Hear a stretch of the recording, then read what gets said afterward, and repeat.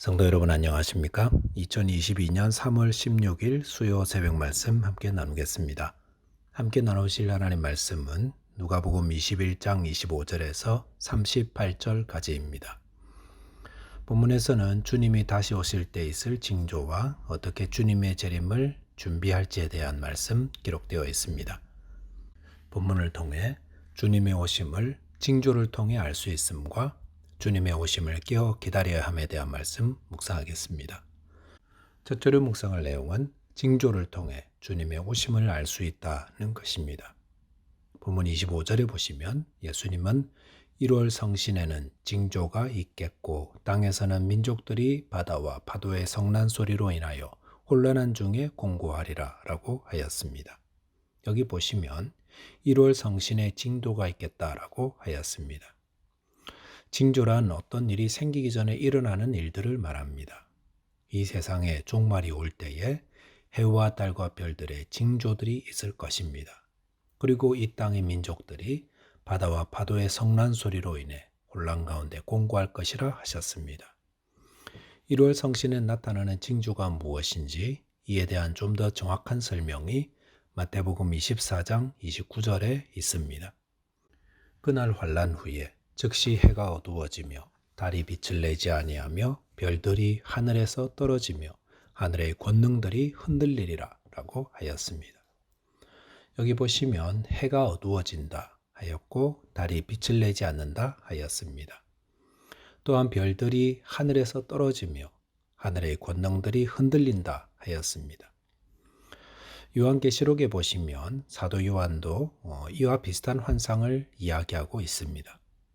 요한계시록 6장 12절, 13절, 14절에 보시면 내가 보니 여섯째 인을 떼실 때에 큰 지진이 나며 해가 검은 털로 짠 상복같이 검어지고 달은 온통 피같이 되며 하늘의 별들이 무화과 나무가 대풍에 흔들려 설익은 열매가 떨어지는 것 같이 땅에 떨어지며 하늘은 두루마리가 말리는 것 같이 떠나가고 각 산과 섬이 제자리에서 옮겨지매 라고 하였습니다.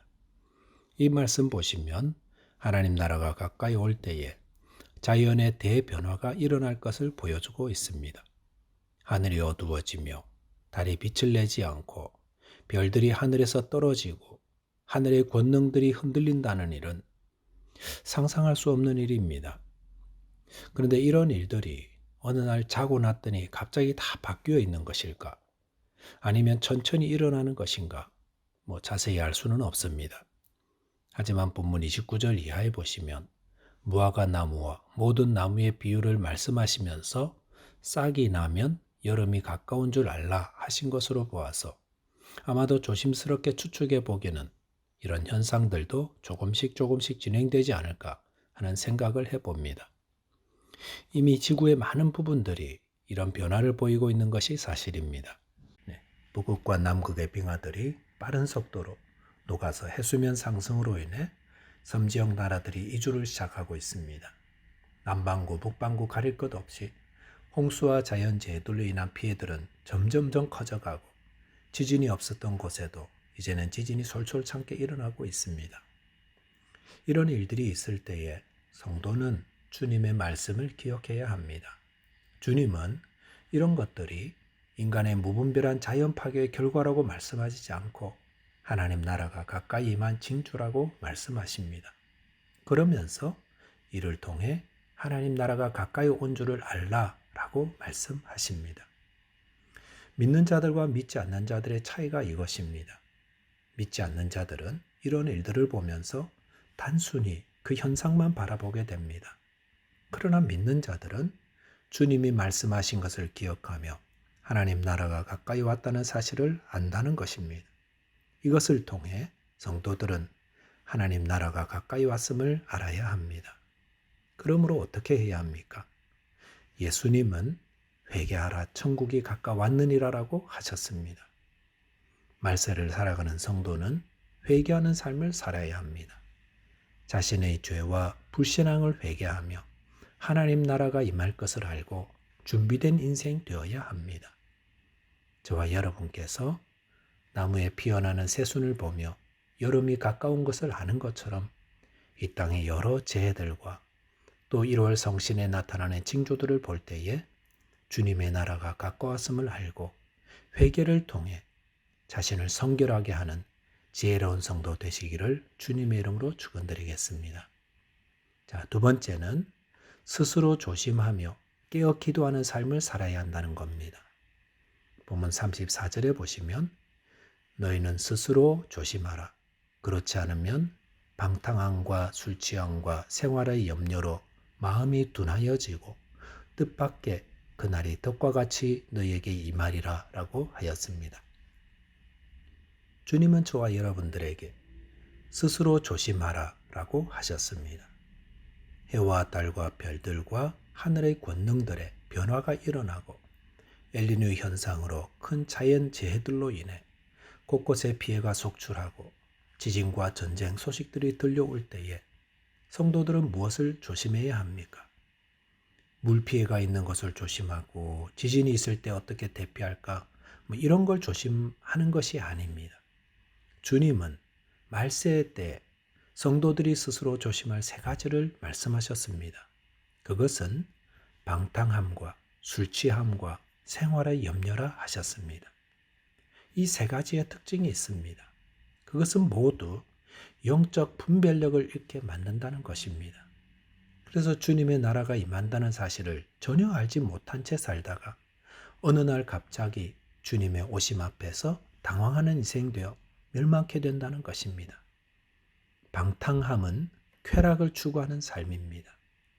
세상 속에서 욕심을 채우며 세상을 사랑하며 사는 삶이 방탕함입니다. 여기서 방탕함이 가끔 소개되는 재벌집 타락한 자녀들의 삶으로만 생각해서는 안 됩니다. 하나님을 떠나게 만드는 삶, 그것이 방탕함입니다. 세상을 사랑하는 자는 하나님을 사랑하지 않습니다. 하나님과 재물을 겸하여 사랑하고 섬기지 못한다 하지 않았습니까? 주님을 사랑하는 자는 세상을 사랑하지 않습니다.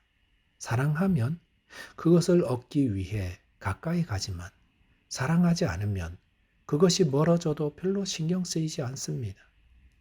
우리는 무엇을 사랑합니까? 세상을 사랑하는 사람들은 그것을 얻기 위해 노심초사 모든 마음이 거기에 있습니다. 하지만 성도들은 아직도 복음을 듣지 못한 자들에게 주의 사랑과 복음을 전하는데 마음을 두는 자입니다. 또한 성경은 술 취하지 말라 하십니다. 술은 우리의 분별력을 잃게 만듭니다. 그런 술을 마시면서 호주에서는 술 마시는 게 신앙에 위배되지 않는다고, 술 취하지 말라고 했지 술 마시지 말라고 했는가 라며 술 마시는 것을 아무렇지도 않게 생각하는 분들이 있습니다. 근데 그런 모습은 마치 폭탄을 가지고 노는 것과 같다 할 수 있습니다. 불발탄 폭탄을 가지고 놀 수 있습니다. 그러나 그것이 터지는 날 그는 모든 것을 다 잃게 됩니다. 또한 생활의 염려를 주의하라 하셨습니다. 무엇을 먹을까, 무엇을 마실까, 무엇을 입을까 하는 생활의 염려는 지금 종말이 다가오고 있고 주님의 나라가 가까이 왔다는 사실도 모르게 만듭니다. 그러므로 가진 바를 족하게 여기며 하나님께서 모든 것을 채우신다는 그 믿음으로 스스로 조심해야 합니다. 이 세 가지의 공통된 특징 또 한 가지는 기도하지 않게 만든다는 것입니다.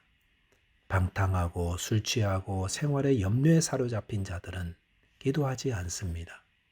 그 말을 바꾸어 말한다면 기도하기를 힘쓰는 성도는 이 세 가지에 사로잡히지 않고 바른 믿음으로 하나님 나라를 기다리며 살아가게 됩니다.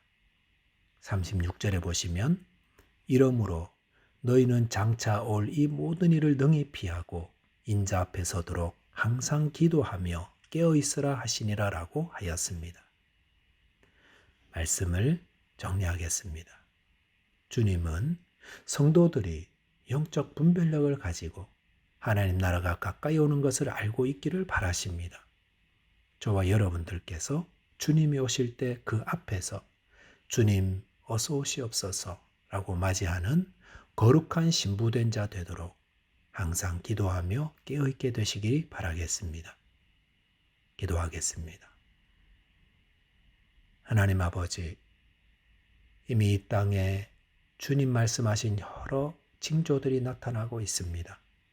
저희 모두 이 모든 징조를 통해 주님 오심을 알아 회개하며 성결케 하며 깨어 기도하기를 힘쓰다가 주님을 맞이하는 자 되게 하여 주옵소서. 예수님 이름으로 기도하옵나이다. 아멘. 네, 오늘도 믿음으로 승리하는 하루 되시기 바라겠습니다. 감사합니다.